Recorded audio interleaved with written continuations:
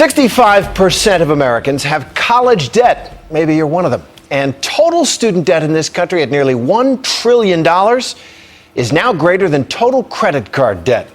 That's partly because more people are going to college, even as college costs skyrocket, having decided that the sacrifice is worth it. But is it really? Tonight, we meet a man who made billions in Silicon Valley who says the answer is often no. Here's Lindsay Davis. You look at a day like this, you'd think anything's possible. The future's limitless. And you'd probably think so too if you were Peter Thiel. He's the Silicon Valley version of the man behind the curtain in The Wizard of Oz. He didn't give you a brain, a heart, or courage, but he had a lot to do with giving you PayPal, Facebook, YouTube, and Yelp. His latest investment, paying students who drop out of college, is surprising for a guy who went to Stanford for undergrad and law school. But maybe it's his own story that's helped lead him to this conclusion. Thiel was a derivatives trader before co-founding PayPal at 31 years old. So how did you come up with the idea for PayPal? We were trying to come up, we were looking at all the new payments companies where people were trying to start on the internet in the 90s, and we realized that you had to do something with real money, and you had to do something where you could get people involved who weren't signed up yet. And so the brainstorm, the main insight was to link money and email together. To say that combination turned out to be a winning one is an understatement. eBay bought PayPal in 2002 for $1.5 billion, personally earning Thiel $55 million, some of which he used to invest in promising startups, most famously Facebook.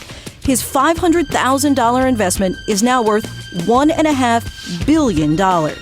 Has it exceeded your expectations, the success? Absolutely. His status as the company's first Silicon Valley investor earned him the full Hollywood treatment. Sean, he'll be right with you. When he was portrayed in the Oscar-winning movie, The Social Network. Congratulations. We're going to start you off with a $500,000 investment. When did the light bulb go off for you that this could really be something? I'd spent a lot of time looking at all the social networking businesses for a few years before then, so I was pretty primed and ready to go. I basically told them I'd invest after meeting them for an hour, so I was ready to go. More than gut instinct, Thiel is also a genius. Literally. As a child, he was a math phenom and chess champion. So don't try this at home. The only thematic mistake, parenthetically, that you made in just as on general principles is when you moved your knight to the side, you never want to do that. In general, a knight in the middle can move to lots of squares. On the side, it can move to fewer squares. Thank you. Now, I'll never do that. Knight on the rim is dim. Thiel's known for making eccentric moves. And if you are doing something genuinely new, it will always look a little bit weird, a little bit strange. He funds the Seasteading Institute, devoted to creating self-governing communities in the middle of the ocean. And he's also donated millions to promote research into extending human life expectancy by reversing the aging process. Would you personally want to live for 200 years? I enjoy my life. I think it's. I certainly would like to live longer. So people who know Thiel really weren't all that surprised that his latest project is a little out there. College is sort of, on the one hand, giving people learning, on the other hand, taking away some future opportunities by loading the next generation down with debt. He started a $2 million fund to pay promising teens, all under the age of 20, $100,000 each to drop out of college and start up a business. Students like Jim Danielson, one of Thiel's fellows, who's pulling the plug on Purdue because he's worried about missing the boat on electric cars. No engine at all, doesn't use gas at all, it's all electricity. He started tinkering with this old Porsche in high school and managed to turn it into a fully electric car, something he learned how to do on the internet for free. And if I passed up this opportunity and waited till I finished my college degree, a lot could be changed. But critics will say that, well, Peter Thiel, he went to Stanford. He has his law degree from Stanford. Easy for him now to say, well, not everybody has to go to college. Facebook was started in 2004. That was the right time to start that company. If all the people involved had finished their college education and waited till 2006, 2007, it would have been too late for that business. His theory is right on time. Education on a college level has gone up by a factor of more than 10 since 1980.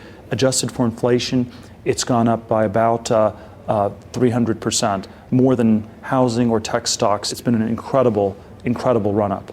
But isn't the payout later, isn't it a long-term investment? For example, the typical person who's graduated from college is likely to make 2 times more over their lifetime than the person who just has a high school diploma. Doesn't that say something's gone wrong with our society that it's become so critical to get these credentials? And what does it say when anyone with just a high school degree has no prospects in our society? That kind of thinking has made him the poster boy for the growing movement in Silicon Valley that believes government hinders innovation. But he doesn't hew to the conservative stereotype. People have often said that you're a walking contradiction in that you're gay, Republican, very religious. You know, I probably am a bit of an outsider in many ways, and that has good things and bad things about it. It does have the tremendous benefit of forcing you to really think about what's going on with institutions, with our society, and then look for ways to make them better. Back in our chess game, that intense focus was on full display. Despite a packed schedule, the meticulous billionaire only got excited when it seemed we might not have time to finish our game. Give me 1 more minute. I just need 1 more minute. He wants to make sure that competitive mania here. Because once Peter Thiel starts something, he's determined not only to finish, but to win. All right, well, I'm going to go checkmate. In San Francisco for Nightline, Lindsay Davis, ABC News.